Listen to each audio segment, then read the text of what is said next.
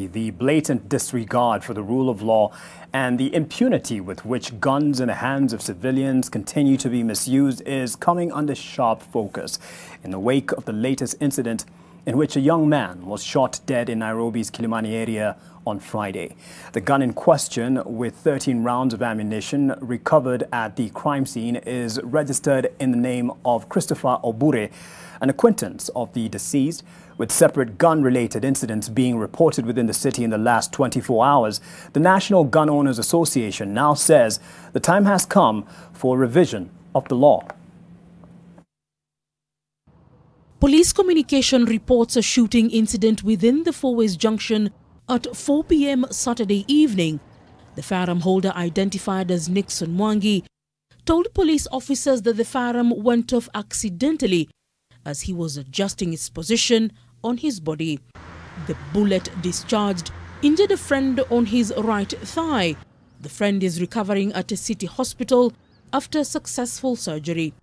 This happening barely 24 hours after a deadly shooting in which 28-year-old Kevin Omwenga was killed at his house in Galana Suites off Galana Road in Kilimani area.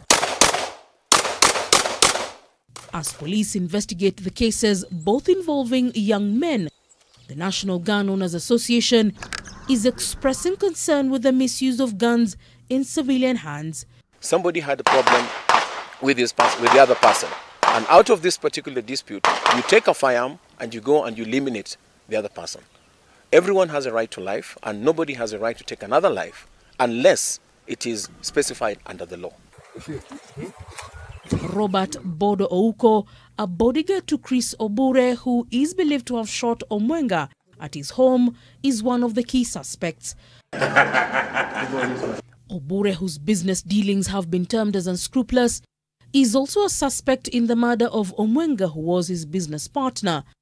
Robert Ouko recorded a statement today, and sources tell NTV he alleges the shooting was an accident.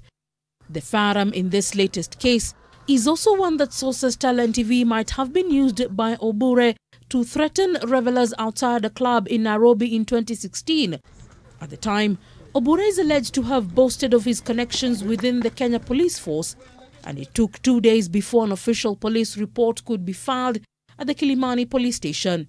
6 months after a court revoked his license, Obure is reported to have been seen in public with the very same firearm, bringing into question how a gun that had been repossessed found its way back into Obure's arms. 18,000 licensed firearm holders.